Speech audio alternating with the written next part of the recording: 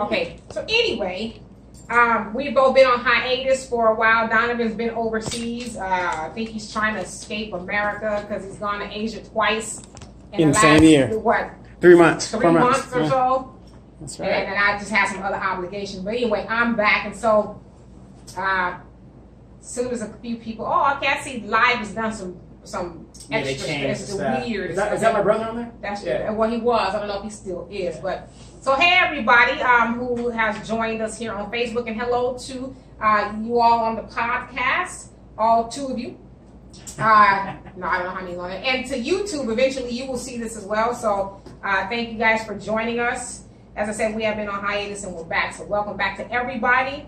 The purpose of the DemetraKaye show is to promote Black love, knowledge, and understanding in the Black community, of all things in the Black community, to make us a better people. And so, again, I'd just like to say thank you to Donovan for making all of this happen, bringing me up out of the room.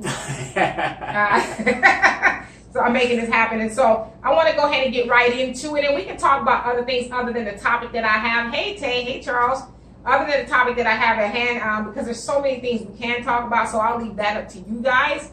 And so today's topic is the lack of self-discipline in the Black community and how do we fix it? Okay. Now, over the last week or so, I had struggled like, you know what? There's so many things we could talk about. This is, and I don't want to seem uncaring and condescending, but it's like we have the same issues. Why was my broadcast interrupted? Said my broadcast was interrupted. Somebody hating on the other side. Mm-hmm. So anyway, there's so many things going on in our community that we could have talked about, but I don't want to say I didn't feel like talking about it. It's just like, let's just try to figure out something else. And so I came up with this topic. Now, the lack of self-discipline in the Black community and how do we fix it? I think it's safe to say that we all have been given the blueprint by God and the ancestors to be successful Black people, have we not? Like we've been given the blueprint, I would say. Okay? We've been told the same things by many who have come before us for a long time now. For the believers in the gospel or the Bible, James 2:14 says, faith without the works is dead. We have to mix action with beliefs and ideology. So we have all these beliefs and, these things that we should be doing, but it's like, we're not doing them. For the most part, okay? I'm not saying not totally. And then we have Galatians 6:7 says, do not be deceived. God is not mocked. For whoever sows, that will he also reap. And I'm getting to a point because you guys probably thinking like, okay, she's giving us a sermon. I'm really not. In a nutshell, if we plant something, we will get something. If we plant nothing, we will get nothing. And I'm going to get to you guys' comments as soon as I'm done. I promise you. So, in more modern times, the late great Marcus Garvey, the founder of the Universal Negro Improvement Association and the Black Back to Africa movement, gave us a blueprint by way of the Declaration of the Rights of the Negro Peoples of the World, which was the principles of the Universal Negro Improvement Association. Now, the declaration of 54 points, and I'm going to read them all to you. I'm just playing. I won't read all 54 because it's a lot. Okay, so the declaration of 54 points came about in 1920 because Garvey, along with many other Black people in America, were tired of the evil and unfair treatment of white society. Now, I'll read a few of them. Number 29 of the Declaration stated the following: with the help of Almighty God, we declare ourselves the sworn protectors of the honor and virtue of our women and children, and pledge our lives for their protection and defense everywhere under all circumstances from wrongs and outrage. Number 4 of the Declaration states, we declare that Negroes, wheresoever they form a community among themselves, should be given the right to elect their own representatives to represent them in legislatures, courts of law, or such institutions as may exercise control over that particular community. So are we clear about that? Yeah. Basically saying we should elect those who are going to serve our better interests and do the things for us. Okay? I'm not sing. Stop it. Sorry, I'm coming to a point here, you guys. Number 39, as a lot of us know, the colors red, black, and green should be the colors of the Negro race. All right, and I won't get into what they mean because I think most of us know. Now, number 54 declares, we want all men to know that we shall maintain and contend for the freedom and equality of every man, woman, and child of our race with our lives, our fortunes, and our sacred honor. All right, so moving right along. The Honorable Elijah Muhammad, the protege of Master Farad Muhammad and the founder of the NOI, Nation of Islam, gave us the blueprint by way of the message to the black man in America. It is a phenomenal book. It's not a book that you should read once. You should read a couple times. I'm always going in and out of the book trying to learn new things.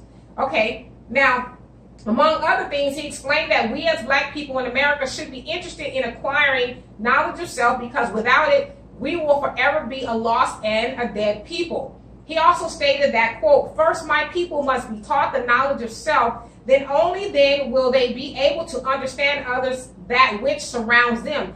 Anyone who does not have a knowledge of self is considered a victim of either amnesia or unconsciousness and is not very competent. The lack of knowledge of self is a prevailing condition among my people here in America. Gaining the knowledge of self makes us unite into a great unity. Knowledge of self makes you take on the great virtue of learning. Now, in the message to the black man in America, the Honorable Elijah Muhammad also reiterated Marcus Garvey's ideology of black people doing for self. And just like Garvey, Muhammad told us and showed us how to do it. Did he not? Did those people I just named not show us how to do it? Okay. Now, the Honorable Elijah Muhammad even told us how to eat to live. Now, some people would disagree with some of the things that he suggested, but for the most part, they were pretty sound advice in this book. Okay, another blueprint. And of course, we have the Honorable Minister Louis Farrakhan, the leader of the Nation of Islam, who has probably been at the forefront of black liberation longer than any black leader. Not saying that, you know, he is the greatest at that we can argue that whether he is or not, but I'm saying that he's probably been the longest the longest leader, or the leader that's been in the forefront of trying to help black people the longest. But when he hasn't been assassinated, thank God, or, you know, taking the money or any of that kind of stuff. So he's been doing a very solid job for a very long time. Okay, now basically he has been teaching from the blueprints of the aforementioned people: knowledge of self, do for self, self-love, and so on and so forth. Now, we know that there has been countless others who have been giving us the blueprint to free black people from the oppressor and self-inflicted oppression. We have a lot of them. One of them being Neely Fuller Jr., a writer who understands how racism works and what we need to do to minimize its effects on us. He gave us the blueprint of the 10 basic steps. Now, I believe that came out of one of his books. Had a very long title, but this is called the 10 basic, not the steps, the 10 basic stops, where he has his 10 things. One is stop snitching, not stop snitching on Pookie and Ray Ray who've done things, but stop snitching on each other to appease white people, to get a pat on the back. Stop doing each other in at the detriment of ourselves to help white people is what he was saying. Stop name calling, that's self-explanatory. Stop cursing, stop gossiping, stop being discourteous, stop stealing, stop robbing, stop fighting, stop killing, and stop squabbling. And that means to stop squabbling to the benefit of white supremacy. All right, so Frances Cress Welsing, and I'm coming to a close here, is a psychiatrist, or was a psychiatrist rather, she's gone now, who was a protege of Fuller, who gave us the blueprint by way of the ISIS papers and the Cress Welsing theory. She gave us the blueprint of understanding systemic and institutional racism, and institutional racism to help us get from under it. So she wanted us to understand systemic and institutional racism so we'll know how to be free of it. All right, and then so what else do we have here? And then last but certainly not least, because like I said, there's a whole host of people. We have, and I like to credit her a lot to things that I've learned, Shahrazad Ali, who penned the infamous but very necessary book / blueprint. I don't know why this thing is doing that. What the heck? Sorry, I don't know what this phone is doing, why it's going in and out, but I'm not on Wi-Fi, so. Okay, so let me go back. Last but certainly not least, we have Shahrazad Ali, who penned the infamous but very necessary blueprint, The Black Man's Guide to Understanding the Black Woman, where she talked about the things that we as Black people must do in order to preserve and have better functioning relationships with one another. So, we have all of that knowledge, but we're missing one important element. Can anyone take a guess on what that might be? As if I didn't already say what it was. Well, that's self-discipline. We are lacking self-discipline. Now, a guy, a very inspirational and motivational guy by the name of Jim Rohn, who a lot of people probably heard of, was a white guy. He was a world-renowned motivational speaker. He describes self-discipline as the constant human awareness of the need for action and the conscious act to implement the action. Okay? And I'm almost done here with my notes. He also says that discipline is proactiveness and that it's a full-time job. In addition, in some aspects, it's a personal code of conduct. Because, I mean, if you don't have discipline, you don't have your own, because self-discipline for everybody is different. You know, you might have your own regimen to doing things, but it's what helps you stay disciplined. All right? And then so, actually, something he said prompted me to do this topic because I was listening to him. I was like, what am I going to talk about? And then I was listening to this, and he summed up self-discipline or the lack thereof by simply saying, today's pleasure or tomorrow's pain. And because we as Black people lack the self-discipline to achieve the goal of Black unity, we suffer in pain. So today I'm asking why and what do we need to do to achieve self-discipline as Black people? I hope I've been very thorough in giving you that information. So let's get back to the comment section. Let's see. What did I miss? Everybody saying, hey, Nancy. Charles says, how do we fix it? Stop practicing economic insanity. Well, that's another way that, thank you for that light too. That's another way to fix it. And but I'm going to ask you, Charles, can you define economic insanity for those in the back, for those of us who may not know? Hey, Jonelle, what's happening? And oops, Nancy said, or is that a big microphone? No, it was actually, that's actually my camera that was shadowing my face.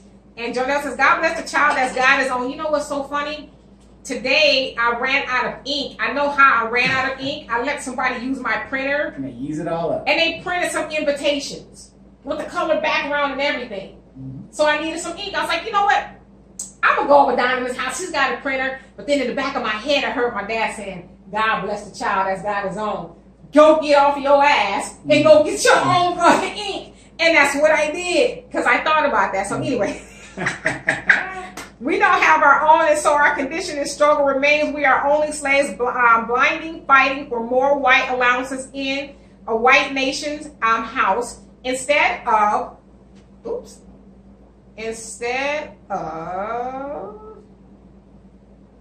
building our own on all levels, is either do for self first or fight our own or continue to be regulated by all others as dependents. Absolutely.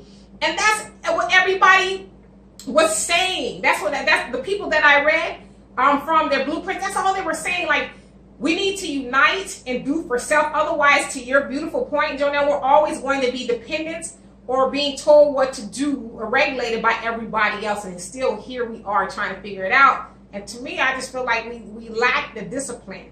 So we can get into all that. Yeah. Is that better, Nancy? Is that better? Is that better? She said, fix the light. Fix the light. She said, Donovan is fired. Is he hired again? Okay. Hey, cuz, how are you? And Antonio, give us a thumbs up. And then Nancy says, well, the camera shadow is a part of your face. Okay, needs it. The lighting was jacking her up. Okay. All right. All right, so Tay says, replying Nancy, please focus on the message, not the lighting. Were you seeing those messages too? Is that why you fix the lighting? Oh. Jonelle says, no material we have in this white nation is secure. House, money, etc. It can all be taken as it's been given, and it's been taken at whim, like a Cosby, who's going to be sentenced tomorrow, and they're trying to lock him up immediately. I'm like, golly. Well, they let him, most legal cases like that, when you're convicted, they take you to jail immediately. He was allowed to go home. Just the dude was convicted on no evidence. Circumstantial evidence. I know, but Yeah. damn. I mean, we got the dude at the Supreme Court who's allegedly raping people. And Again, when look, I'm gonna tell you what did Cosby in. When him and Camille wrote that letter, like, ha ha ha, we told you, and talking shit. the first time. The first time, that's what got him this Right. time. Wow. He didn't show no humility. He didn't stay on. It's like when OJ. What did his lawyer tell him? Stay gone. Stay out of the life. He's like, where the white women at? Exactly. And to Jonel's point, he says, like Cosby, OJ, etc. Read the book, How. Let's see. Read the book. How White Folks Got So Rich. Whites Have Code, and their Supreme Court Judge Taney ruled there is not a law that a white man has to respect when it comes to black people. Amen. Our salvation is in separation, self-love, and black unity. Allah above all. Amen. Absolutely. Hey, Alex. And so, yeah, I mean, but what are we gonna do? You know what I mean? We know. Okay, let's just check this out, because I know we've been gone for a couple of weeks. But let's think of something like Kaepernick in the Nike situation. Now, I'm assuming Nike's got a bunch of white guys at the helm. Somewhere they got together and said, look, I don't know if we necessarily care about black people, but we know that they're spending power with black people. They took a very calculated, it wasn't just a whim, they took a calculated risk and said, we know that a large majority of white America, and some black people for whatever reason, hate Kaepernick. So what? We're going to put him on as the face of our campaign. Well, you know why they did that? Because they know that black people are very powerful and that we are the trendsetters, the pace setters. I mean, when we touch something, we make it hot. You know, Nike stock went up 31%. And they said the highest, I guess since its inception, the highest gain that it's had. And they, I read an article, they called Kaepernick the $6 billion man for Nike.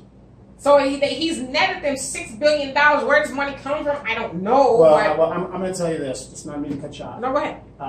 For those that don't know, that don't leave the United States. Are you bragging? No. I'm just saying. This is why we need to travel more, so we understand our economic power here compared to what's going on in the world. Oh, yeah. Nike brand is, in Japan, that's all they were wearing. It was Nike, Adidas. They wear more Western clothes than anything else. Right. And you saw Calvin Kaepernick's picture out there. I mean, I was just like, wow. So they didn't have a problem with Kaepernick. Of course not. Right. Of course not. And so, to that point, the point that I'm making is if black people would realize just how powerful we are, we would be dangerous. I mean, come on, you guys. We make up roughly 13% of the population, and Nike decided, well, we're going to go ahead and, fuck them. We're going to just we're gonna roll the dice. And so, yeah, we know it was a power move for Nike, all about money, but that should speak volumes to us that we have more power than we realize. We really do. Well, again, when I was overseas, and a friend of mine, we were just sitting there talking, and we're talking about, like, let's say the Tiffany Haddish thing, and what's Tiffany going on, Haddish, and things are going on. Cat Williams said something very powerful in regards to her, how they want to sell the ratchetness over the righteousness. Right. Right. So. But again, we still have a lot of power. And Jonelle says, Nike did the math and made a business move like Nino Brown, business never personal. You'll say black culture is white wealth. Yes. Everything we touch turns to gold. It is a known fact. You make some slaves over here, they make you money. Well, but I'm just saying, we could walk outside. Who's calling me? Reject. We could walk outside in a plastic bag from the grocery store, wrap it up, and it's not gonna be a trend. People are gonna the Kardashians are gonna jump on it and try to market it, It's like that idiocy that we're doing now, where we're putting tattoos on our foreheads. No, we won't be doing that. Look at what's going on. Oh, I know. Back in the day, you would never imagine women putting shit on their chest. It's a face tattoo. Yeah, it's crazy, making themselves unemployable. Right. It's. And Tay says the reward of hiring Cap outweighed the risk. Nike took a gamble and won. Folks are still talking about it. People are buying it to spite the haters. Nike won, absolutely, and they knew that. But they also know that black people, we have the Midas touch. That because we are consumers, it's not a secret that black people are consumers and not producers, and so we spend 97% of everything that we have per year, and so they knew that. Well, and you also got to remember too the militancy that's within us. Absolutely. Anything to stick it to the man, even if it's Right. the minutest thing. You got no seriously. I've got some friends that just they aren't Nike buyers, but they bought them for the simple fact that it's like F you.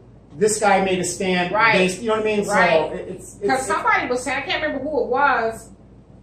They're saying they were trying to order something online for Nike, and most of the stuff was sold out. So I mean, they knew. Hey, Gina, and then Katie says, absolutely, Jonio. And then Nancy said, Africa's about name brand. Africa's all about name brand prestige. Yeah, absolutely. Hey, Marcus, where you been, troublemaker? I'm just playing. And he said, everything you said is correct, period. But the biggest problem we have is that we do not promote this conversation every day. We do not have structured programs that unites us on a massive scale.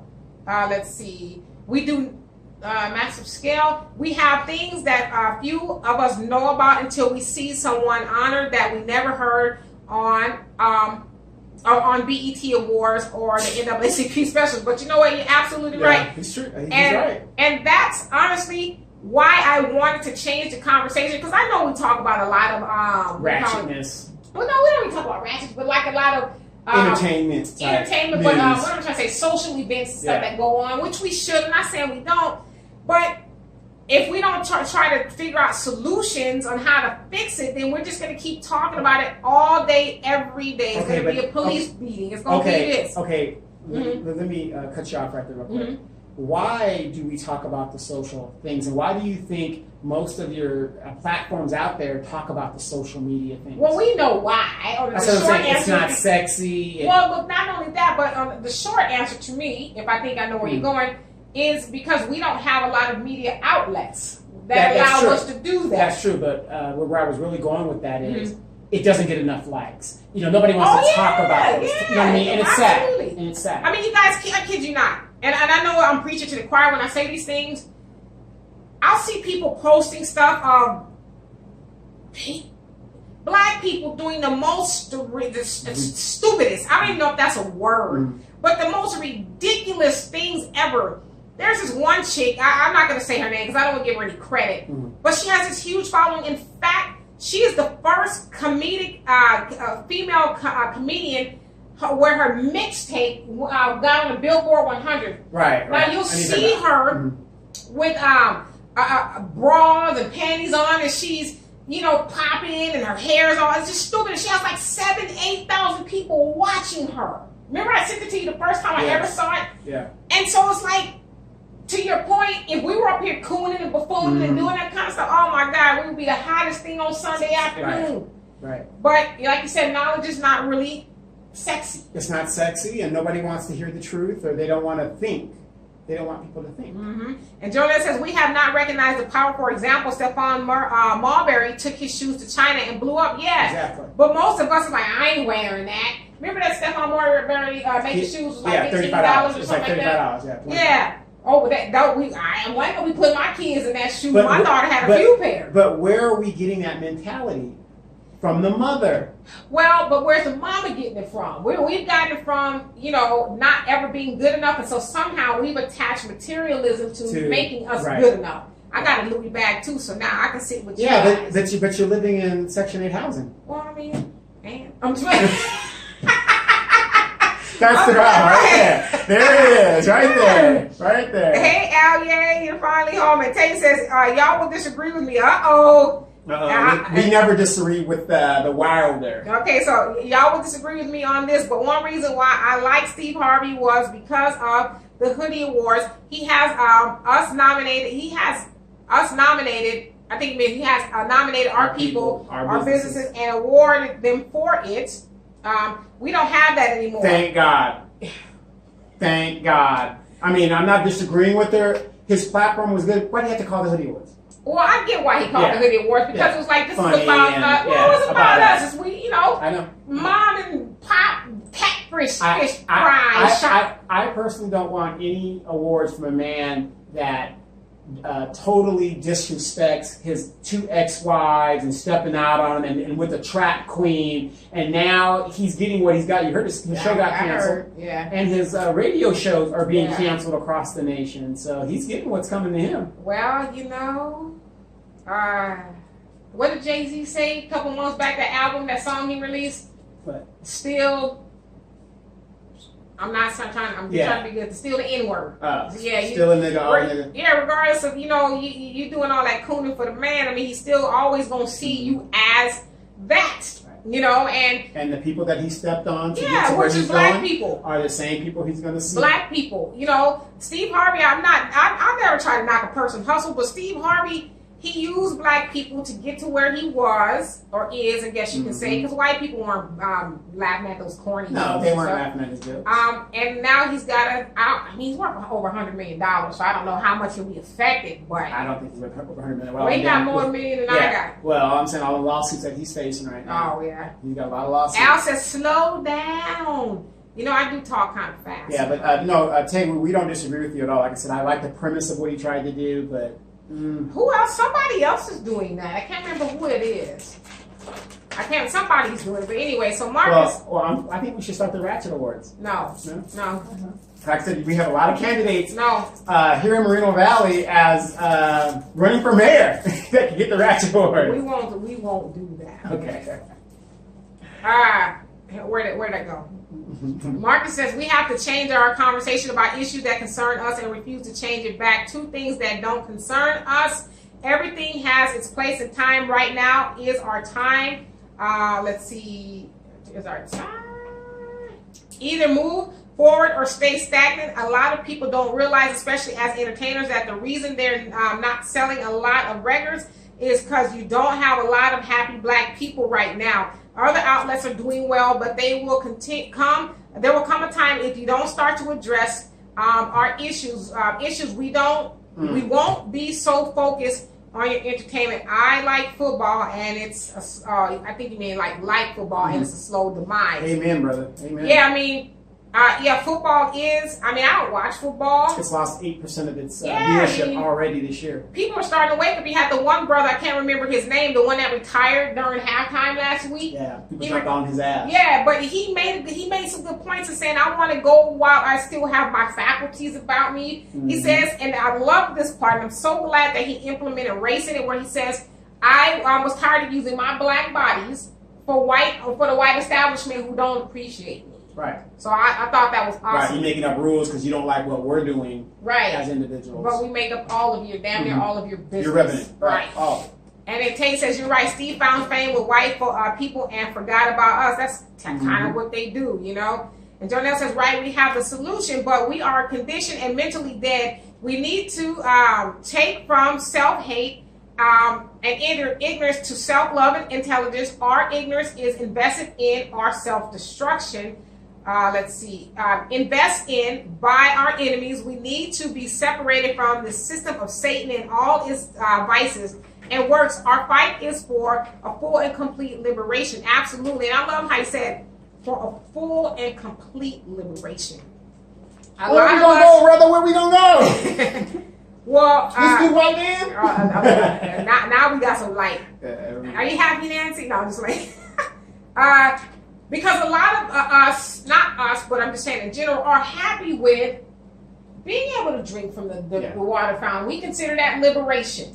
Right. We're not separating where we can go into the store and have to be. Well, we are still followed, but you guys get the point that I'm making. We think that is liberation. Is not liberation. Is being self-sufficient away from everything that we are now dependent upon. I saw a girl post a couple of weeks ago, maybe a week ago at this point. She's boasting, and she'll probably see this and block and delete me, but that's fine. She posted, and I'm going to use her words exactly, not my words. She says, a bitch Section 8 finally came through. Yeah.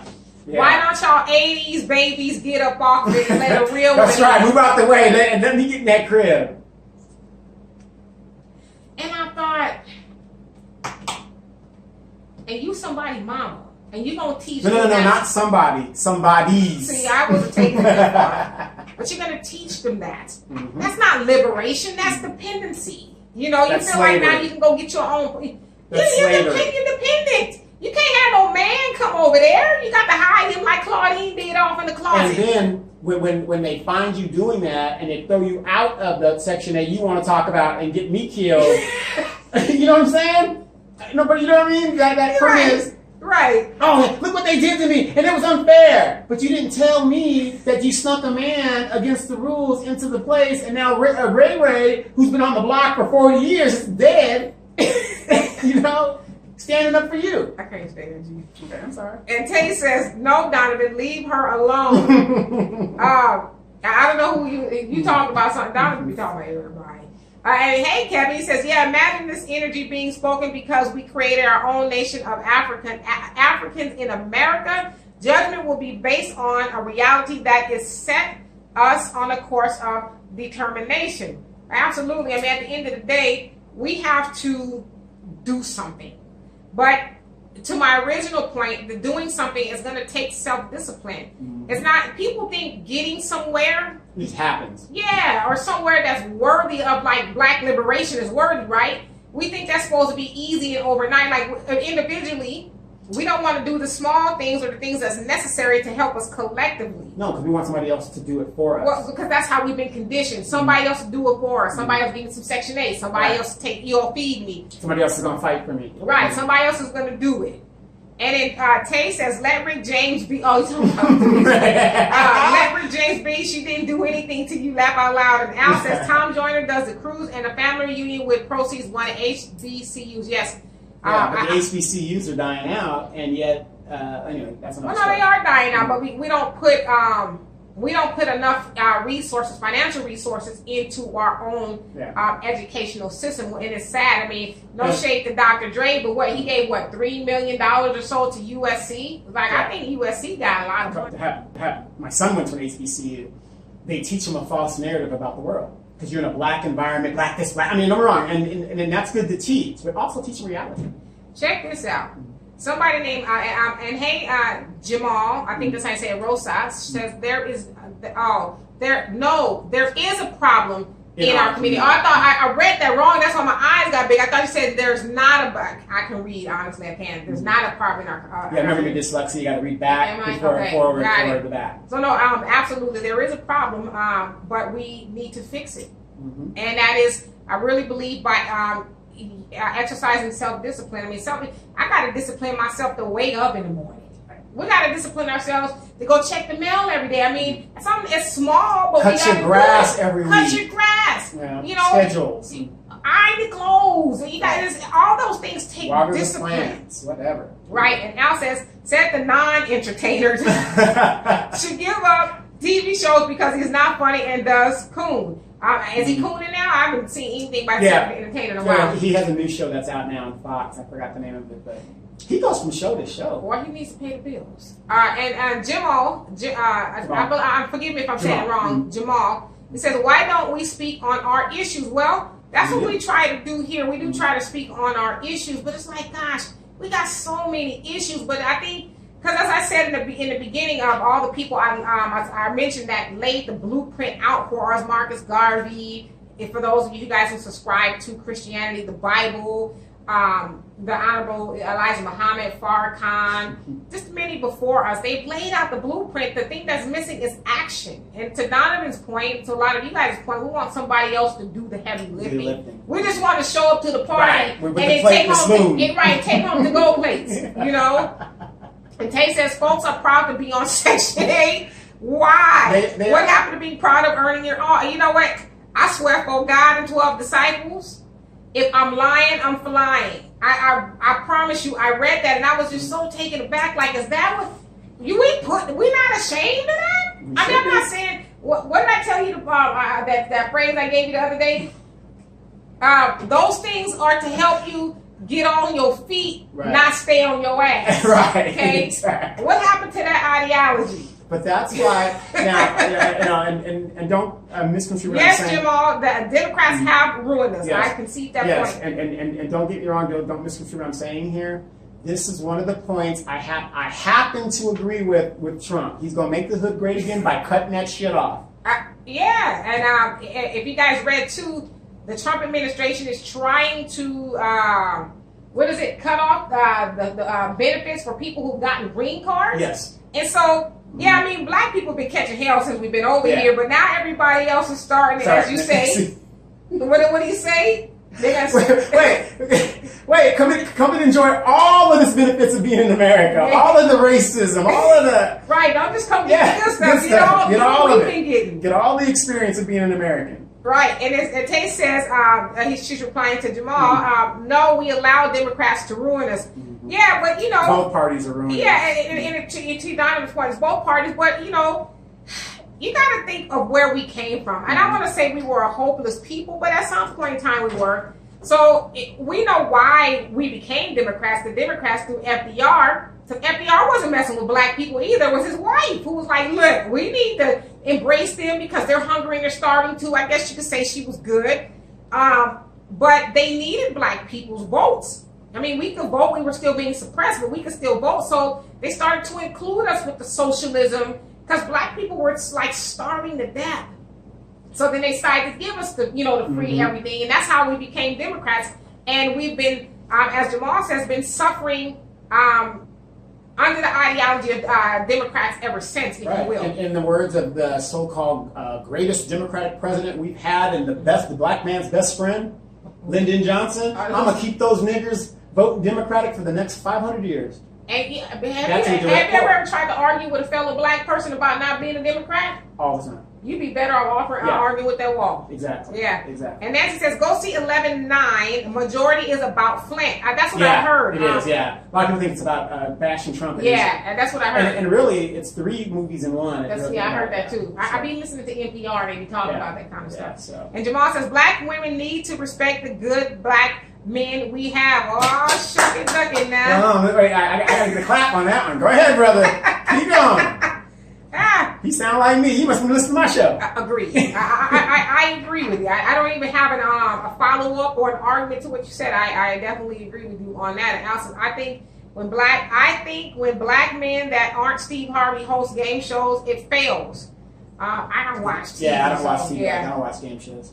But I take your word for it. Janelle says, do we know the difference between liberation and dependency? We are too happy in allowance. Our people like Martin Luther King fought for allowance, and allowances is not true substance. We have fell in love with temporary and reject the thought of that which will bring permanent. Absolutely. So you're right. And that's honestly a very good question. Do we know the difference between, because to the example I gave you guys earlier about the girl who's boasting about being on Section 8, getting the housing. In her mind, she might be thinking, I'm liberated now. I made it. I have my own spot. I don't know what she does now, but I have my own spot. And it's mine. But it's like, is that really yours? Well, you got to think about it. The system has been set up to where, I don't know why black women and their daughters get into it, whatever. But for some reason, the young black girl wants to hurry up and play. What's the easiest way to do it? You look around, you're 17 years old, you get pregnant. Oh, all I gotta do is get pregnant, I can get my own house. I can move out of my mama's house. I'm not saying this is what they're doing intentionally, but I'm just saying that's the safety net that they can fall under. I can get this, I can get that. Grandma did it, aunt did it, so-and-so did it. That's because, and to that point, their circle of influence, which is a mom and a grandma who are doing those things, needs improvement. And I'm trying to be nice. It needs improvement, but you're right. They're being taught that's the way to do it. Stay on the system for 20 you don't have to get a job. We can get this, get that. And then now, if push comes to shove, the system's saying, give us a name. Now you got girls that are ruining guys' lives. Not saying the guy didn't hit it. He did hit it. Because we can be there all day talking about that. Right. But what I'm saying is they're giving them these outlets where we're self-destroying ourselves. Oh yeah, we like to Jonelle's point though. Do we know the difference between liberation and dependency? I think we get that confused. Not us, but in general. And Jamal says, not having ink on your face doesn't mean you aren't attractive. I agree. If beauty's in the eye to behold. Very, very, very true. Did you see that meme I sent to you from Japan where that girl, she was very pretty, and she was all tattooed up here. Oh, yeah. And it said, if your son brought this home, what would... If you like it, I love it. Good luck. Yeah. That's all I could say. I mean, honestly, in that picture, I would have high-fived my son and said, do what you got to do, but push it on through. And Kevin, you say Dr. Joyce DeGruy has said it best. Africans in America need to be focusing on healing our spirits from post-traumatic slave disorder through consciously making the goal to heal our brokenness by accepting that the cure is inevitable only if you believe one person is enough. Now, absolutely, I should have included her, but her work is awesome. She lectures all over the place to everybody about Black people. Because, see, it's easy to say, oh, Black people, you have these issues, you're this, you're that, and the other. But she goes deeper and said, well, why? Let's figure out why we are the way we are. We didn't wake up or just happen to come into America this way. Mm-hmm. This was something that was done to us. And even after all those years of physical slavery being over, we are still suffering from those, just like a vet coming from war, PTSD. Black people are the same thing. We are still suffering under those same things. So okay, but here's my question. If you want to be successful, should you not hang around people that are successful? Yes, absolutely. So when you hang around people in the hood that don't want shit, obviously that spreads a I don't think you should hang around anybody who doesn't want anything, but as I'm saying, at some point in time, we got to stop fleeing the hood and start improving the hood. Well, where they're saying sometimes you're in a situation that might not be really good for you, but until you get to where you want to go, sometimes you unpack your bags and get comfortable. Oh, absolutely. It doesn't make sense. It's almost like that. You're waiting for your dad to come pick you up, your parents to come pick you up. You got your bags ready to pack, and you're still waiting. You're waiting. But until they get there, because you don't know when it's going to happen. Take care of your hood. Take care of your... if we don't, who's going to do it? Right. Everybody's like, oh, I'm leaving. I'm going, In the meantime, we throw the trash on the ground. And you know what? No, you know what I'm saying? In the meantime, right. Get comfortable and say, I'm going to be here for a minute. Right. And so Jamali says, we need to start with family. We need more respect for our men. Our boys need to see maturity. You know what? And for those of you guys on the podcast, we are coming right back. I'm glad you said that because I was actually having a conversation with somebody last night about that. And that our boys especially, they've been coddled to death. We got to wake them up to go to work. We got to, did you do this and did you do that? It's like, well, when are we ever going to expect for them to be men if we don't just say, you know what? Go. Because birds throw, I'm not saying we got to throw our kids out the nest, but birds throw, they say go fly. Go figure life out. But we're like, oh, honey.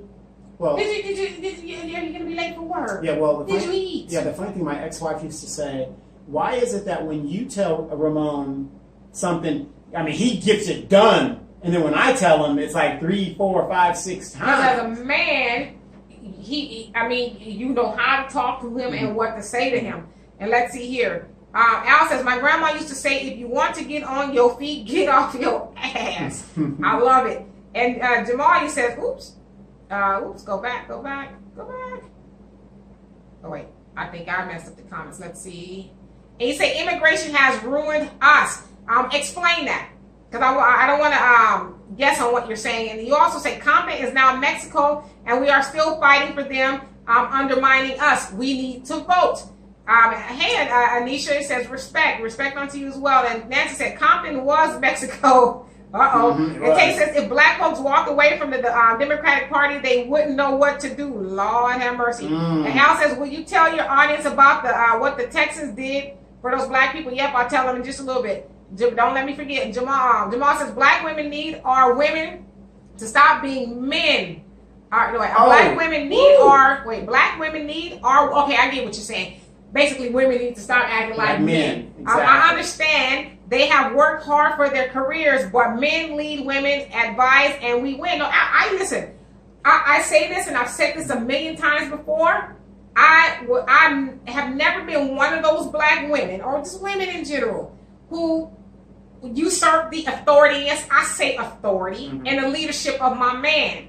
I've never been one to, because I agree with you, a lot of us black women, we don't act like men. We are men to some degree.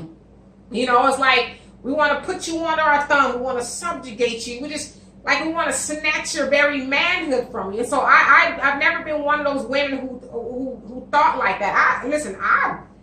I love to be led. To be honest with you, I think that's a turn on. It's attractive, just from a woman's point of view, to be with a man who can properly lead. And I ain't talking about being with a Ray Ray or a Pookie or somebody, you know, doing stupid stuff and lead you into debt and problems. I'm talking about a real man who's going to be able to show you the way, right? So I agree with you. And Jonelle says, welfare has always been that investment for us to find security and to keep us pacified, looking for free is dependency. The white nation truly can't afford liberated minded black people or blacks. White systems, let's see. White systems work because we look to whites as gods for our needs.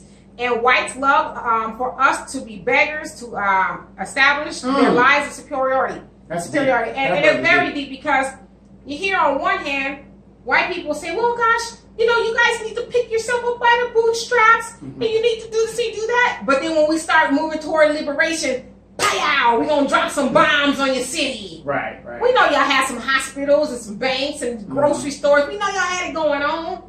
But not here. we're just not ready to let y'all go yet. You know, and so I agree with you.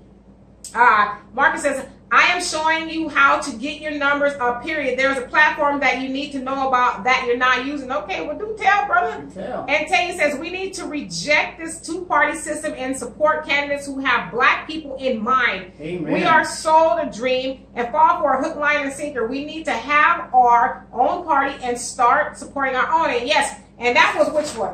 That was, let's see, that was number 4 on Marcus Garvey's Declaration for Black Liberation. That was number 4. Listen, we need to start having our own political stuff, voting for our own better interests. We need to start doing that, and we don't do that. Like you said, we keep falling for the lies and the okie doke. You know, let's be honest. What is the black people to the tune of what, 90-some% vote for the Democratic Party? And so we keep believing that. And at some point in time, we have to say, okay, for what, since the 30s, we've been told certain things that have not come true. Like, we've got a little bit, but not much. Like, I can drink out of water anywhere. I can take a dump next to a Yeah, I white can do person. that anywhere. That's not liberation. And as Jamal says, I'm dating a white woman because I am better and more confident with her. I have dated black women, and it becomes a competition other than a partnership. Well, you know what? I'll say this. Hey, brother, you need to send me your email. You know what? I have my own thoughts on relationships and stuff, but I always say at the end of the day, do what is best for you. And whatever that is, because only you can be the judge of what's. I can say, you know what? Maybe you should give black women another try. But that's not for me to tell you. It's for you to decide who you want to go to bed with and wake up with. That's your decision. If you feel like you're getting somewhere with a white woman, who am I to tell you you're not? Right, and if she makes you happy and she betters you, hey, brother, you're a very blessed man. Right. Yeah, absolutely. But you know, for me, I just prefer a black man. But Al, and Donovan doesn't know it yet either, but he prefers a black woman. Even though he's not been with, he's only been with black women. Okay? I've been with women of color. Well. Yeah, I've never been with a Caucasian white woman. Okay, good for you. Yeah. And then Al says, my stepdad once said, if a woman is ugly with good cookies, it's what's on the inside that counts. You know what? When the lights go off, it's all the same. And Jamal says, this is driving our capable men out of our community, our capable men out of our community. Well, you know, as a black man, I'm only just going to take your word for that. And actually, I was having a discussion in this forum that I was in last night, where a black man asked black women, or asked, what do black women need to start doing or stop doing? And there was a whole host of suggestions that went forward. And you'll be surprised that a lot of black women were mad. And I'm like, okay. Wait. When are they not mad? Well, go ahead. When are they not mad? The point that I'm making is, here are these black men, and I'm assuming they were good black men, I don't know anything different, are telling us what they want, that what we need to start doing and what we need to stop doing, but yet there's some black women like, you don't tell us what to do. What black men need to start doing with it. Like, okay, so do we, because we can't keep saying there's no good black men if good black men are telling us what they want. What's up? Right. We have to stop doing that. As madness to some degree. And then you also say the sad part is the harder work in our race don't feel wanted by black women. Well, I'll just say this to you. I'm a black woman. I have a black man. I came from a black daddy. I got black brothers. Those are a different story. But I got black brothers. And so I'm telling you, as a black woman, we want you as a black man. And I'll just say this too, because I don't want to belabor the point, but sometimes it's a matter of us getting around a better quality of people. I'm not saying that you surrounded yourself with bad black women per se, but sometimes it is. I'm speaking from personal experience. Up until now, I've been in a whole bunch of bad relationships, but I couldn't continue. Lord, don't we know? I couldn't continue to blame them. At some point in time, I gotta say, well, damn, maybe it's me. Basic mathematics. Maybe it's Maybelline. Basic mathematics. What is the common denominator in all of those relationships? So I mean, I would be lying if I agree with you and say that black women don't want black men. That's a lie. And Al says, PSA, all the people texting D, will you stop so we can hear and watch the damn show? Yes. I'm sorry, y'all. People just like to text me in inopportune times, like now. And I apologize with that. No, you know what I think that is? I think that's the government. It's the government trying to shut your show down. They don't want. And Kevin says, peace, my people, one and all. I really like this format and usage of social media. God bless y'all. Global African Pilgrimage Back will be the movement that's the cure for PTSS. Well, no, and I always say this to you guys, this format wouldn't work without you guys. Yes, exactly. Because we all know that we see people who lie, and no shade to them, I don't like to do that. But we see people who just talk and talk and talk, and they never consider the other point of view. And Donovan, and you guys don't, Donovan and I, you guys don't see him because his phone is small, but you'll see him on YouTube. But we learn, guys. I mean, this is not we're the experts and we know everything. This is an opinion-based show. Opinion-based. And Shantae says, I will say it, a lot of the coddled men come from single-parent households. Moms have replaced the man in her life with her sons. Watch out now. Watch out. And refuse to hold his feet to the fire out of fear of them being alone. We have to hold our children accountable, kick them out of the nest and watch them fly.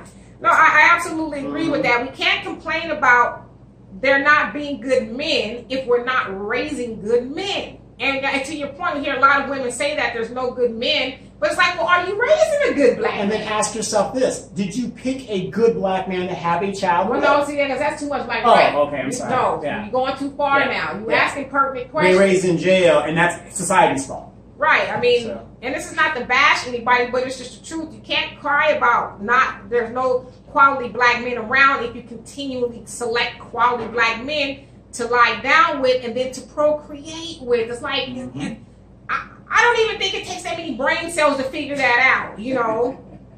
And Al says a good example when boys are thrown out of the nest to be men is on the Bugs Bunny cartoon when the mama eagle kicked her goofy son literally out the nest. Don't want to go. Is that what that was? Hey, y'all said it. I did. Everybody remembers that. Jamal said it makes me feel so good to see other blacks who think like me. Well, you know what? We're out there. We're out there. Just, I guess you probably would have seen us a lot sooner if we was twerking. And, you know, if we was were twerking. No, we was gonna when it's our thing, we was gonna be twerking, okay? Right. No, and in all seriousness, unfortunately, our platforms like this don't get a lot of likes or looks. If, you know, if we're gossiping and kiki and ha-ha. But if I'm telling you what's going on with Nicki Minaj and Cardi B and everybody else, we get thousands of. Yeah, if I'd have let off, y'all know Cardi B and Nicki got into a fight. Who cares? They can beat the brakes off of each other, and I wouldn't lose I wouldn't lose an ounce of sleep, to be honest with you. And that's how I talk. And it's just the glorification of the ratchetness. It's unbelievable. And Tay says we can support our sons and daughters by teaching them life skills and making them learn the meaning of hard work. Laying on your ass and having babies isn't a life goal. Being in the NBA isn't a life goal. No, absolutely. Right, and be an NFL player. And right. Because what are the odds of that? They say the odds are statistically 0.0176, something like that. I mean, it's Not saying you can't make it, but the odds are against you. Very slim. Very slim. And so to your point, Carter G. Woodson said that, instead of teaching our children or promoting to them, because education is important. I'm not saying it's not, but a lot of us, and I include us, and our children have gone off to get degrees that we as a black community, I don't say we can't use them, we need them, but we're just not going to use. And we forgot to revolutionize things like the laundry, the mechanic, the things that we use. We went off to become a psychiatrist, or which we need. There's a lot of crazy was running around. And the funny thing is, on my show this week, if you guys get a chance to tune in, we're gonna be talking about how people have actually. Remember, we were coming up. You go to college and get a better job. That's not true. Now, notice especially nowadays. Right now, remember back in high school when you had woodworking and the technician shop and the wood shop? Home ec, watch out now. Those are the people that are working because they have a practical skill. Technical skill that you need. Whereas the people who've gone to college, the only thing they've got out of that is the debt. And most of us, I mean, I'm still doing some PR. Yeah. But not fully like I should be doing. I'm doing something else. I mean, you got to do what you got to do sometimes. And then Jamal says, God bless you both. I would love to meet up and have a drink and real conversation. I have so much to say, and I'm scared to say it. I don't want to lose my job. You know what? I totally understand. Yeah, absolutely. A lot of people, I agree. We need to pay the bills. Until we get this black unification down, we can't really... we need to pay light bills. Wait, stop right there. Uh-oh. I'm going to say something that has been said by one of our great black leaders. Her name happens to be DemetraKaye. The revolution, Jamel, will not be advertised. And it won't be on Facebook. Right, That's what I say. exactly. It won't be on Facebook. And it should be underground. The revolution, and I'm speaking to the choir. Donovan's been in the military, is not anymore, 24 years. You know that you don't give out your secrets and your plans out in the open. Hey, everybody, this is what we know. You do that underground. So you're on the right track. And you said maybe it is. I think when I said when it was me, or maybe it's Maybelline, said this is a great conversation. And Billy said, hey, where the white women at? Blazing saddles with Bill Brooks. That's right. Where the white... Partly written, screenplay partly written by Richard Pryor. Yeah, that was so funny. It was like, what? I went to go whoop his ass. Okay. And Jonelle says, we still think something is special about the white only water fountain and fighting for that drink. We must see the beauty in self, the beauty in our God-given adversity is the playground of, let's see, is the playground of the gods. No matter what woman you choose, you are going to deal with adversity. When you have the black woman, you got the best to thy own self be true first, or take the risk, or get out. I mean, I mean, amen. Like I said, I can't tell people what to do or who to date, but I know for me, I just couldn't. I don't think anybody will understand me like my own man. To me, it would just be like dating an antelope or something. It's just weird. Hey, not likening white people and antelopes. I'm not doing that. But it would just be weird. Like, who gonna know you more than your own? Exactly. That's why I've been trying to give it to your sister for 30 years Keep now? on trying. Keep on trying. 30. And then Jamal says, I will follow and support. Well, thank you for your support. It's much appreciated. Said, there is a website. Where can I donate? Wow. We don't have that. We just... We're giving the information out for free, brother. We're giving the game for free. Well, thank you, though. And Kevin says, why is it that I perceive that Africans in America are so forgiving all the atrocities committed by whites against their entire race and cannot find that forgiveness for their own? In other words, let's see. In other words, why do you think it is so acceptable to condemn all black women because of the acts of one? It is unarguable that righteous black women exist, yet we throw the group away as though there are no unrighteous white women. So isn't it more programming than choice? No, absolutely. Yeah. Well, we know why it's we forgive the oppressor or white people easier than we forgive us, because since we brought over here, we've been browbeat with the ideology of the Bible. Forgive. Listen, I'm going to go whip your mama tonight. I'm probably going to rape her in the morning. But you know what? You need to forgive me. And that's what the Bible says. And then when it's all over here, you're going to go to heaven, be washed white as snow, and all is good. But you know what? I don't know if that necessarily applies to your brother. And then in those times, too, black people, as Neely Fuller Jr. was saying, shoot, we snitching on each other. I'm telling on you, he stole a biscuit. I mean, I'm just saying, we doing that because we want the accolades of the oppressor, if you will. And so, but no, I agree. One black woman doesn't speak for all of us. I mean, we'd be lying to say that, you know, some black women, just like green women or whatever, don't have issues, but that's not all of us. Jamal says black women have been so hard to be with. They're challenging us at every corner. Yep. I mean, my homie here he's single. You know, he said he's holding out for a black woman. I'm holding out, but I was in Asia. But he's just personal experience. Maybe he likes the ratchets too much.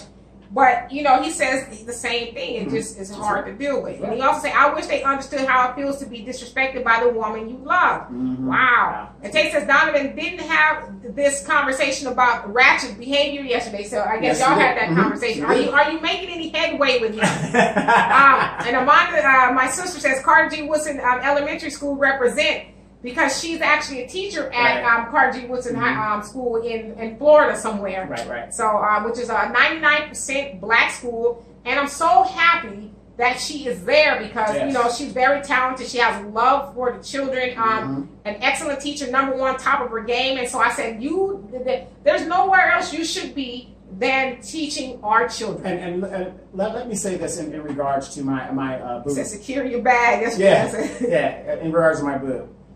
Remember that person that's in school that you thought would like, oh man, you know, not that she wouldn't make it, but it's like this is the last person that would be a teacher, and that's your sister. That's your sister. And Al says, as D&D, you go to a party with a friend. There are 5 people in the room. You go in and kill 4. Of those 5, how many people actually remain in the room? 6.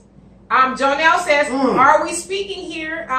All we're speaking here has been written. No, absolutely. There's nothing new under the sun. Nothing new under the sun. We just try to, you know, regurgitate it the way we understand. And then he says, okay, I belong to why African Americans can't go back to Africa. I lecture on that issue because no one has been to Lagos or collected the data. I have the information. The tribes had wars and traded their capture for spice and cloth to British, French, and Spanish. Well, I guess that's...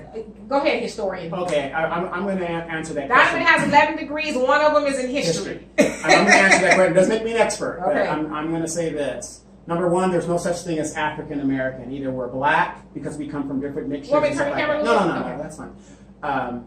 So there are no African Americans, #1. We're the only group of people in America that get... a double designation? Yeah, we get a double designation based on a continent. Right. Okay, so either we're black or that's it.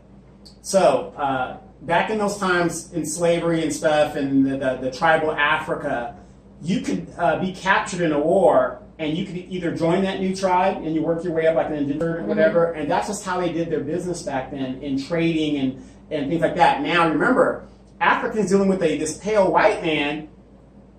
In your culture, you're thinking, okay, well, this person will work their way back up. No, the white guy had a whole different agenda. You know what I mean? And, and you're not going to disclose that to your... And I'm glad that you touched upon that because that's the long answer. The short answer I was going to give. They had no idea that they were going to be selling their people into such a horrible condition. And then once they got aware, knowledge of that, they stopped. And then that's where the stealing came into place. And you also got to remember... African wars weren't like that white man war where it's all destruction. Sometimes it was like singing. Right.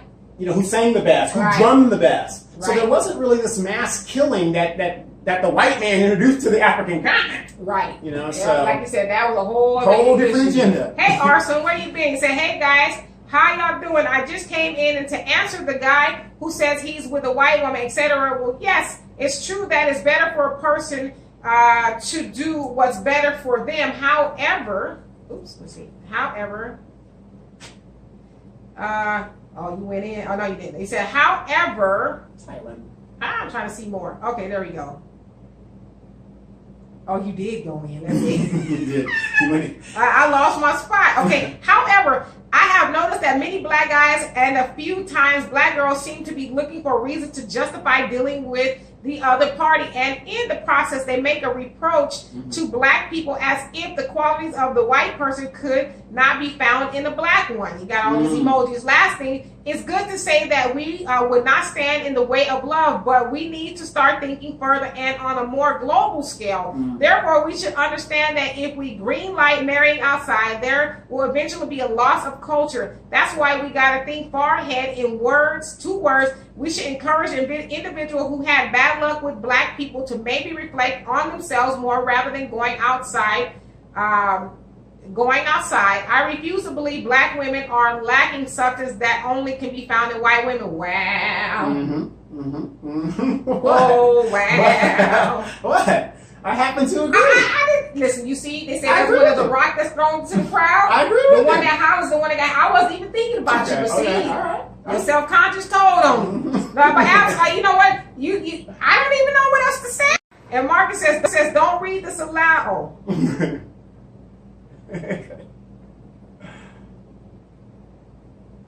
Inbox me, okay. Okay, got it. Don't read this aloud. Gotcha. Jamal says, great black women do exist, but they are already taken like the woman talking. She is one of the amazing ones, but we can't wait for the rest of our women to get on her level. Life is entirely too short. Amen. Well, you know what? I thank you for that. Wait, she ain't the only one. She got a sister.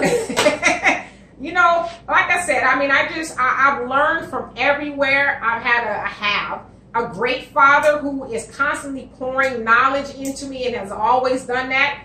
I've only seen, well, I'm not going to say I've only seen, of course, I've seen some tumultuous things in my parents' relationship, but I have seen my mom, R.I.P., I have seen her be submissive to her man. Whether it was my father and my stepfather, who was like my father. I've never seen her, don't tell me what to do. Right. My mom was a housemaker. She had her a nursing license. She could have gone off to do her own thing. Your mom was a lot of things. A poet, she was offered a full author. scholarship. I mean, she's been there, done it. All that. She was offered a full ride to Clark Atlanta, all paid for, but she's decided to be a wife and to stay home and raise her children. So I've watched people before me do it right. So I thank you. And Al says, okay, you so smart. I got her, Donovan. If the king sits in gold, who sits on silver? I don't know. That's a question. That's a good question. We'll think about that. Jonelle says, we must recognize how we've been programmed against ourselves via the whips. Like, look at how we carry the tradition of white names. We shout out our oppressor identity as our own. So, of course, we pray for... Let's see, we pray for whites, our clear enemy, and love them without any need for them to earn our love, just blindly and freely, because we think we think we are a part of this white dream to the point we can't even vision a black dream. We got to fight to liberate our minds and selves on all levels, especially in name. Now, absolutely, and to your point, I can't remember who I was having this conversation with, but I said, I think it was you guys, as a matter of fact. For those of us who had been indoctrinated with Christianity, close your eyes and envision Jesus. What color do you see? Right. Most of us see a white guy because that's what we've been taught, that Jesus is white. I mean, I don't go to church anymore, no shade to anybody who does, but till this very moment, when I close my eyes, I have a hard time seeing Jesus being anything other than white, because that's what I've been taught. Right, that he's white. Even though the Bible has described him as black. But that's another thing. We go against our better senses. Okay, I'm reading here that Jesus was, in a region where there's no way he could have been pale. He had hair like wool and feet like brass. But yet in my mind, I've been programmed to think he's this white dude with rosy cheeks, this long flowing blonde hair and blue eyes, and and here's a real quick story dealing with that. Everybody knows I'm a Catholic of faith. Don't start that mess. No. I'm a Catholic of faith, but I have an Arabic name. Okay. I got more kickback because I changed my name from my own family members. And they said, why do you do that? And my mom didn't really give me too much, but I said, look, I want to be my own person, and I want to identify with people that look like me. Well, and no shade to your family, because we all have family like that. They have no knowledge of self. And so God forbid you leave the flock. This good white man gave us his name, and you are ungrateful. Right. So that's what that was about. Right, and those that want to know my birth, I was born Donovan Patrick Lloyd. Yeah, come on now. Your ass ain't nowhere near Irish. Donovan Patrick Lloyd. It didn't add up. You know what I mean? You look at this on the mirror, you think, wait a minute, this is Irish, man. And I look. Yeah. Black as hell. Right. I'm just playing. Black is all right. And let's see. Okay, and so Jamal, he says, overly oppressed people are looking for oppression. You know, I think whether we realize it or not, we are. We don't know that we're not looking for it if you really think about it. And Kevin says, yeah, history degrees. I earned mine from Central State University, all right now, in Wilberforce, Ohio. And modern history is slanted in the view that makes the victors feel comfortable with having acted both, let's see, both insanely and inhumanely. The history is not always the history. Beware, you are sheep amidst the wolves. Therefore, be as wise as a serpent and yet innocent as a dove. My dad always says that. Yes. Doves defend their existence through their awareness of what can be used against them. Absolutely. And remember, history is exactly that, his story. Right, and to his point about the dove and the wolf, you know, just metaphorically thinking or speaking, you see a wolf as, you know, violent, I guess you will. He's attacking, but a dove, to your point, is just like, I see what's going on. Let me strategize. This is chess. Right. We was talking about chess earlier. Yes, about? Okay. Yes, And Al says, okay, the black people at the Texan game. He was saying that the Texans seem like they're trying to be proactive. The football, I guess you can say, they're trying to be proactive in that they honored a lot of black people at the game, a lot of black veterans and police officers. And I just here, niggas, here's some crumbs. Pretty much. I think that's just what they're doing. They're like, okay, Nike took a hit. We need to get in on this black thing because we need to raise this 8%. You know, we need to find this 8% of people who aren't watching the game anymore. Right. Hey, Dale, he says, which came first, wisdom or knowledge? Oh, Lord. Wow. Let's see. Which came first, wisdom or knowledge? You got to have knowledge before you can have wisdom. Or do you need to be wise in order to make knowledge or to acquire knowledge? See, now that's a good one. Who came first, the chicken or the egg? Right. That's a good one, actually. Wisdom or knowledge? Okay, you tell us. And Jamal says, my name is Jamal Rosa, not a white name, but a respectable name. Okay, Sharkeisha Rashawn Johnson is not. We need to wake up when it comes to name. Absolutely. Well, wasn't there an article in a magazine where a person was saying that she would get rid of applications just based on the name? And they were qualified. They had the same qualifications as the white people or people with regular. Deontay, you know, you're just like, that's gotta go. Yeah, that is Al's pet peeve, is naming your kids Jawakatima and all that. But we get why we do it. You know, it's for, we feel like that's the way of to identify ourselves. But if you're gonna name your kids these great African names or whatever you think they are, have your kids live up to what the name. So basically, if you name your child something like Majestic,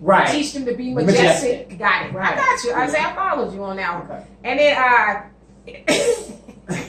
he says, like, come on now. And Jonelle says, you both are enjoyable, laughing my ass off. We try to be. Hey, Dee Dee. He says, what is the topic of discussion? We all over the place now. Basically, we talking about self-discipline in the black community. What do we need to do to get to unity? And I know somebody's going to say, we need to start practicing self-discipline on this show. We probably do, okay? And Al says, if the king sits on gold, the Lone Ranger, okay, gotcha. The Lone Ranger sits on silver. I don't watch TV, so that was...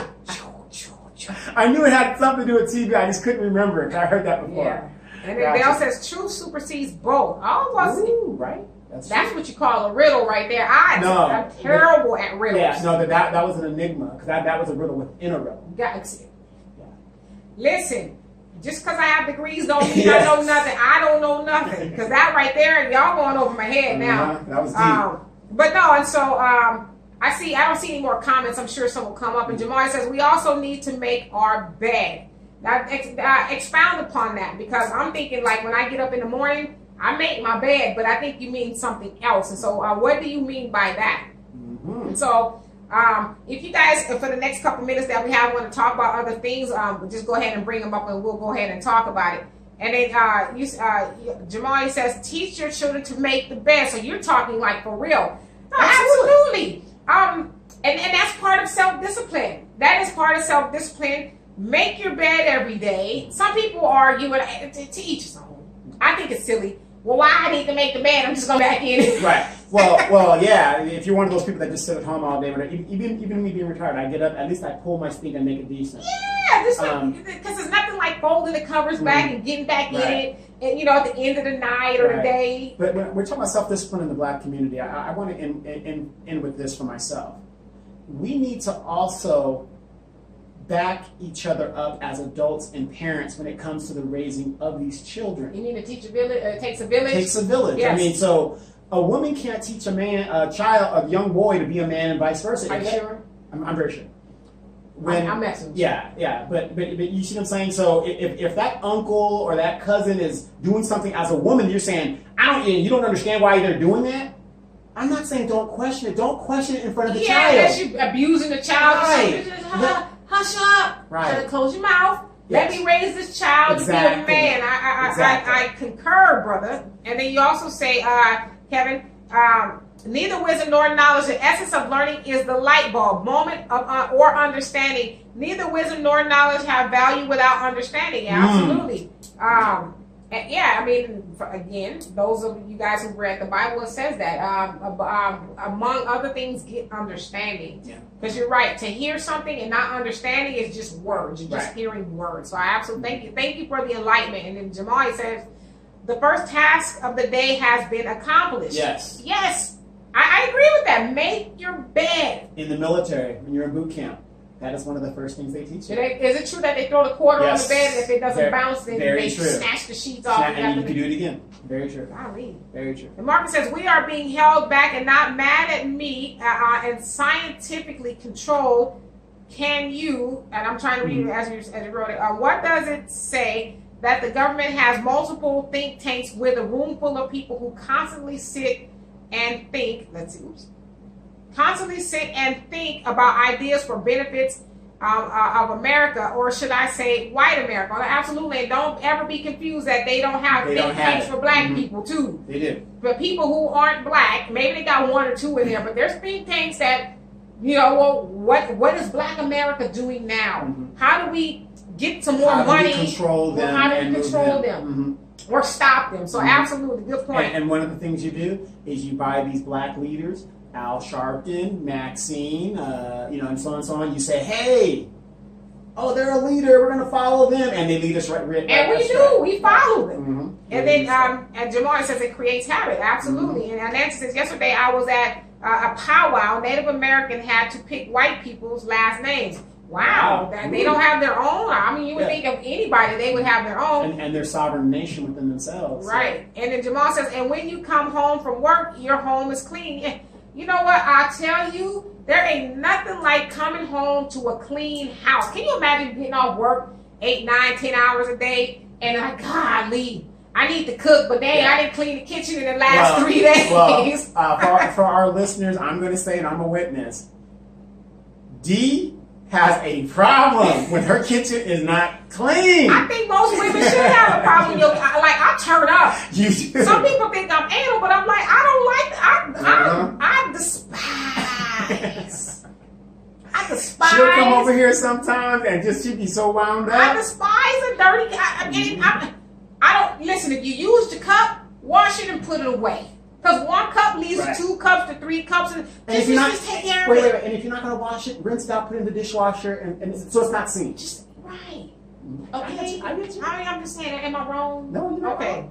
And then Kevin says, and accepting with joy that you woke up and in a bed. Yes. It's just like for those of us that are blessed. People, they take for granted those things. I kid you not. When I get up, sometimes one of the first things I say, I always say this. It's something I always say. Thank you, God, for the blessings. Thank you, ancestors, for the lessons. I always say that, and I sometimes do say thank you, God, that I'm able to step on my 2 feet and walk to the bathroom, because there's some people who aren't able to do that. But I'm going to tell you this. If you guys, those of you who have been overseas, and I'm not talking about the entertainment places where you don't even deal with the real people. In the red light district? Well, yeah, that's it. but when you're out there, dealing with the real people, I mean, you'll go out there and they'll be like, they'll describe America to you like it's the greatest place ever to them, because that's how it's described to on them. television and And stuff, here we are as Black Americans, and we're like, well, we live here, so we don't even think nothing of it. And this one guy said something in Japan to me. He goes, he was from the Philippines. He goes, I want to come to America because in America you can eat every day. Damn, well, you know what I mean? Yeah, there's people who ain't eating every day. Exactly. And eating every day is a luxury, right. and we can. I know I can stand and lose a couple pounds. Right. But around this African, he's like, you guys get free education. In some countries, education is it's a luxury. It's a privilege. Yeah, privilege. It's for the rich.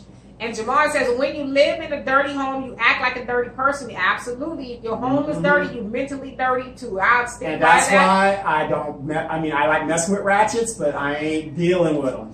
You stupid. Because trust me, I went to a girl that Section 8, I had to leave the house. Because if that ain't clean, something else ain't clean either. So I gotta go. I got you, brother. Right. And Jamal says, appearance has so much to do with your progression. No, absolutely. Like you ever get in somebody's car and it's filthy and it's like, well, do the house look like this too? Well, okay, I'm going to have to say this in women's defense. I think it's a female thing as a man looking at, because men, we're a little bit more, you women live in the car. Because you guys got your, your now, lotions. Now, you got in my and car a couple of times. Sure. Occasionally there's something I got to move, but you ain't seen no McDonald's bags. No. That's only when you're doing the Section 8 type chicks. No, I don't like a dirty car. But every woman that I have come across, there's either documents in the car. They're busy women. I've never seen a woman that had a pristine, clean car. Yeah. Nah, my car it's okay. But anyway, and then so Dale says the only majority of this planet understands is currency. Yeah. Money is universal, and as Black people, we got a lot of it. We just don't keep a lot. Right, we're the only ones that don't bank it. We don't have. It's incredible if you see what's Jamal is on one. He says, "Pull your pants up and iron your shirt." Brother, have you been watching my show?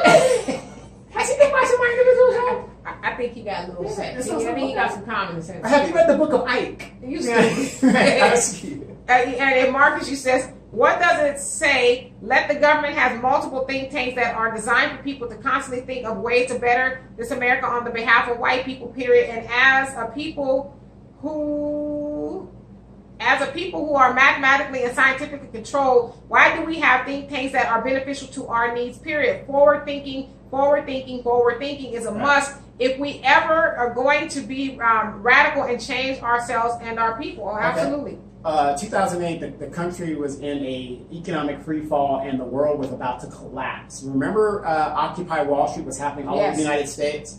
Now remember, in that primary, Hillary Clinton was beating Barack Obama, and he was, he was there, but the climate in the country was so bad and a revolution was going to happen so quickly.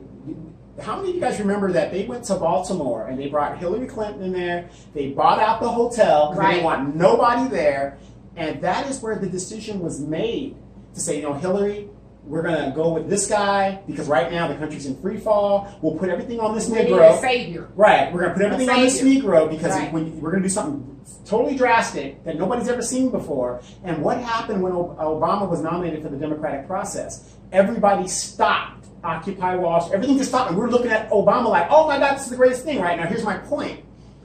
So he becomes president. They automatically said, we're going to stop no matter, we don't want no nigga doing anything, right? We obstructed. Now, just think, if they had worked with him in his 8 years rather than the 2, what could have been done in this country? Now, fast forward, Hillary is running. How do you run unopposed without an opponent and you already have 532 superdelegates? She was chosen. And then the people automatically rejected her and they had to rig the primary so that she can squeak by to be the nominee. Right. So yeah, this thing does happen. These people do think these stuff out. Absolutely. And somebody really agreed with your comment. And then let's see. Jamal says people will look at you different when you feel better. Absolutely. I mean, you look at yourself differently. And Dale says, Bell Laboratories was a think tank. Yep. I am one for life. Labor. Mm-hmm. So you're saying that you were in there? In a tank. Okay. In a tank. Mm-hmm. Hey, gun tip. I know your name is not that. Gunstip. But it's Robert. It's Robert to me. Okay, gotcha. And Jamal says, I know we live in a white man's world, but I do not believe people hate us as much as we do. Watch out now. I think the hate for black people is pretty strong, but I think you do got a great point. I mean, we do have a lot of self-hate, but again, as somebody brought up, I think it was Kevin brought up Dr. Joyce DeGruy, and that it was taught, and we are still suffering from post-traumatic slave disorder. We're still suffering from that. We have a lot of self-hate. And Alan says, my black coworker told me his sister named Veronica was called in for a job interview and was hired. His other sister named Tetramayu applied for the same job, and the application was rejected. Come to find out, he knew someone in the front office, and they said Tetra. Sounds like she doesn't think the customer is always right. Wow, golly! And Jonelle says it takes discipline to walk in principle and to live principle. We have been disciplined into a slave mentality and must be self-disciplined in the ways and manners of our divine being to rise to, rise to supreme beings that we are, to the root of the supreme being within us. Self-discipline is power. All praises is due to Allah. We in the nation practice self-improvement, and there is no self-improvement without self-correction. Self-discipline. Can you imagine a nation disciplined in truth and God's plan? No, absolutely. And one thing I will say this about the nation of Islam is you brothers and sisters who are in there are very disciplined. My father has been in the nation of Islam for about 54 years or so, since he was 1974. So y'all do the math. And that dude is so disciplined with certain things. Like some of the newer brothers are coming to nation and they don't want to do things as they're supposed to, and he flips a lid. I'm like, dude, calm down. No, they need to understand. They can't just come in here and do it. I'm like, okay. Hey, my father-in-law, look, father-in-law, you're not that young Thundercat you used to be. Don't tell me that. But no, I agree. Imagine if we were disciplined, where we would be. Right. And then Marcus says, and ask for a change in the American, African community, our black community, whatever pleases you, period. We have to get better understanding on how things work, because very few people know what it even means to appoint this white guy to the Supreme Court for life. You're talking about Kavanaugh, as some people say Kavanaugh. Yeah, he doesn't seem like a very good dude. I'll be honest with you guys. I don't really follow politics a whole lot like I used to, because I feel like this, me individually and as black people, we need to get after our own things, because what's going to happen at the White House is always going to affect us, no matter if a Democrat gets in there, a Republican, or whoever, Obama, or whoever gets in there. It's always going to affect us negatively until we get our own stuff together. And just because, like I said, Obama was in there for 8 years, what did he do for his people? Zero. Are you sure?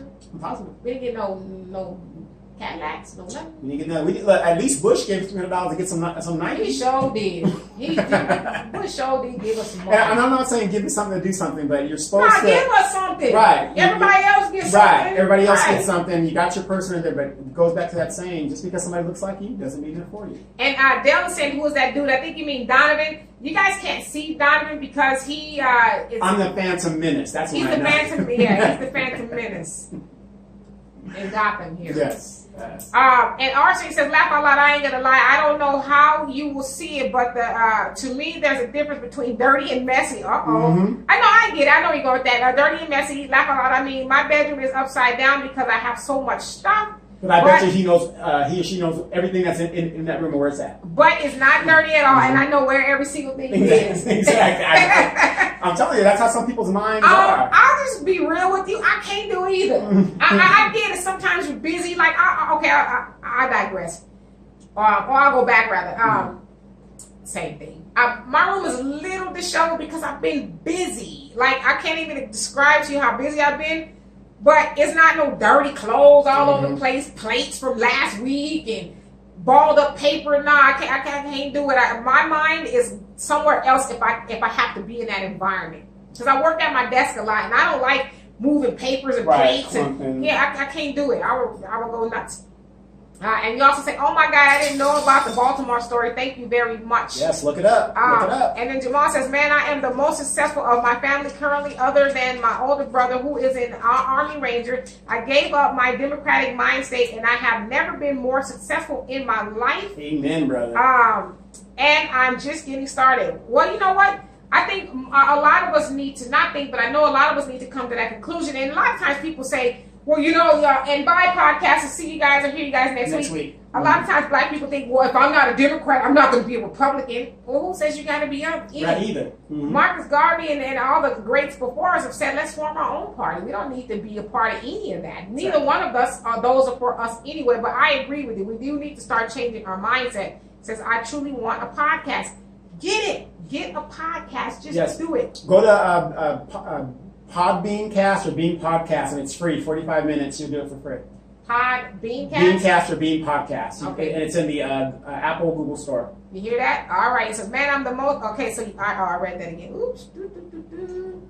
And then Nancy's 11:9 explains Bernie won the primaries and Hillary again was chosen. So same thing you just said. Hey, Willie says exactly. And Dale says, la la la, laugh out loud. Marcus says we are so quick to write off Africa and the notion of returning back to Africa, period. But have we ever even? Oops. Let's go back. I lost my spot. Let me go back. Okay, here we go.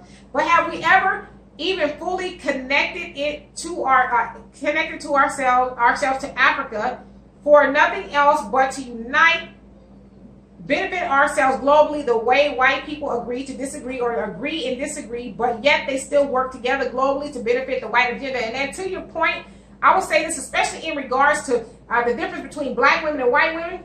White women they walk tall and talk tough. Oh, we this and we that. But you know what? As Shahrazad Ali said, they going home to their man at night. Exactly. They going to be out in the streets talking all that liberation stuff, but don't be confused or fooled. They going home to their man. Beyonce. Right, okay. But it's only us that take the game and we think we gotta fight with our man and hate him and be don't be confused. And the sad thing is, a lot of women are raising young men and they don't realize by man bashing when you're doing it, even though they're not doing it intentionally. Oh, it's intentional. Yeah, well, toward a regular man, but your son is picking that up. Oh, absolutely. And then Nancy says, Bernie stepped down knowing he won. And Jamal says, I don't have a slave mentality. I walk, talk, and breathe my masculinity and manhood. I am an amazing salesman, and I have no issues with getting respect from anyone other than Asians and my own women. Well, there you go, brother. Yeah, Asians, they got that tight-knit community. They're like, we ain't letting nobody in. If you ain't like us, right.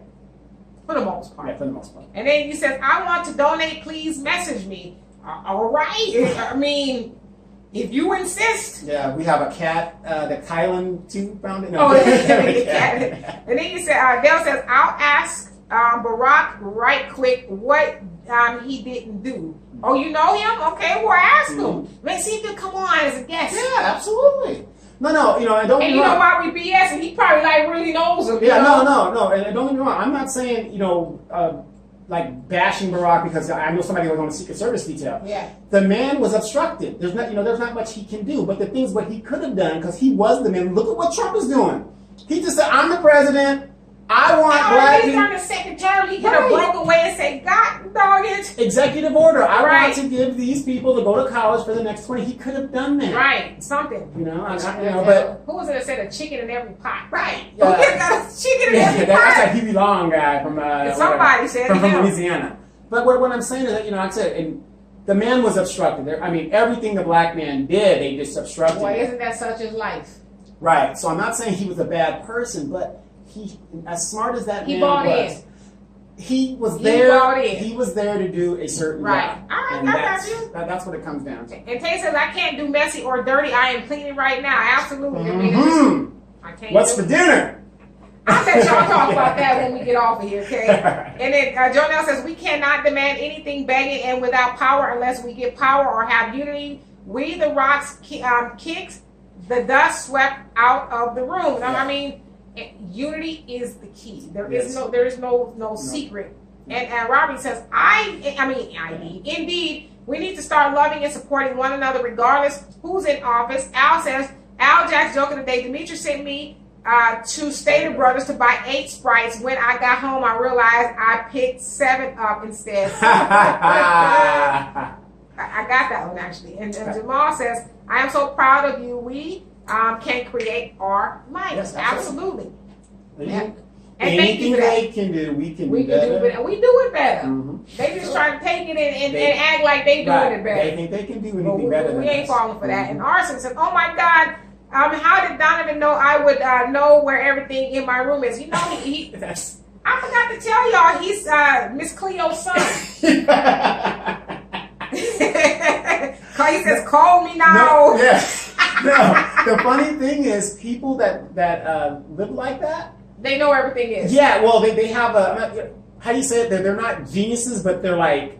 So then you must be stupid. Yeah, I'm highly. Well, I say that because yes. if I was to turn this camera around and show you this man's house, this dude is I'm a minimalist. But not that. There's nothing out of place. Mm-hmm. Nothing. Everything is in its place. I'm OCD. That's my problem. But people that live in like an environment like that, they have a higher they say memory recall. Right. They got to. Like, damn, where did I put my car keys? Yeah. Oh, they're under the bed, under the pile. If my brother's the same way. If I go to his garage, he goes, I need this certain tool. You can't find it looking in the garage, but he'll go, it's right there. Nice. And then he says, but Donovan, is that a good or a bad thing?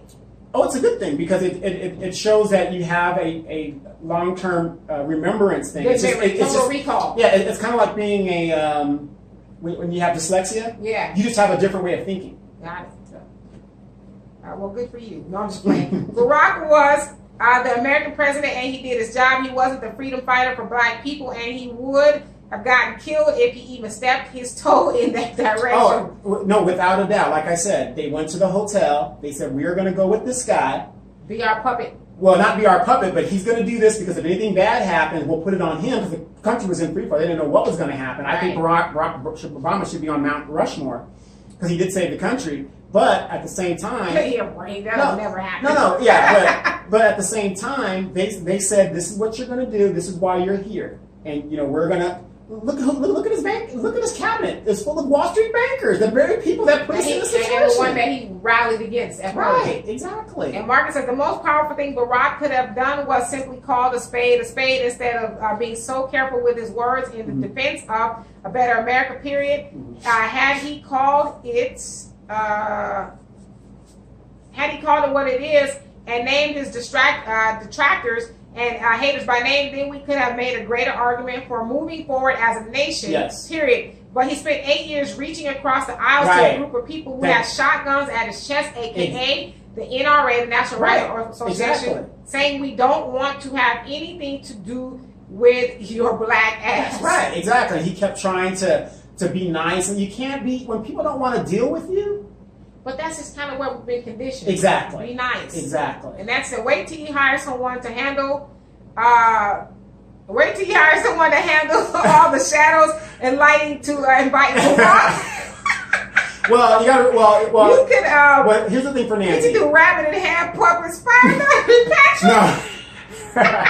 Here's the thing, Nancy. We live in the desert, and it's very hot in the garage studio. Yes, so, you see the glow. Yeah. So if we were in the regular studio, I just put out the portable green screen. Yeah. It'd be a different situation where the lighting is a lot better. But we're not. But A for effort. I mean, Donovan built this show from doing that at Starbucks a few years back. So podcast. Yeah. It's a work in progress. Just wait for it.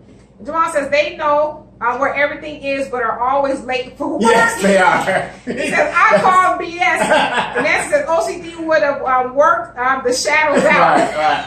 She is not going to let you live down those shadows. Hey. And Al says the worst thing black to ever happen to black people is black licorice candy and was the count on the Sesame Street OCD. I don't know. I think there was a lot of other things worse than black licorice that happen to black people. So, you guys, unfortunately, we are out of time here.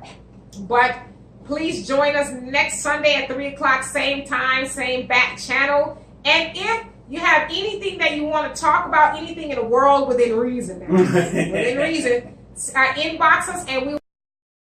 basically, we just want to leave you guys with, you know, when we start to discipline ourselves more in every aspect of our lives, collectively, it'll make a difference. And so in closing, Market says, I also wish we would stop selling the notion that had he had done his job, he would have been killed. That is the one Negro in those 8 years that could not have been killed.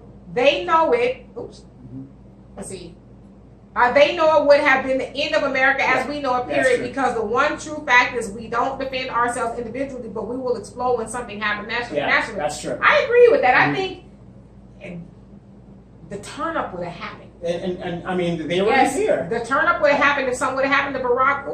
Oh, yeah. That would have been the turn-up that they were fearing. And then I can actually say, with my friend being on the detail, he wasn't going to let anything happen. Was he Superman? No, but I mean, he was like, you know, them guys were like, yeah, this is it.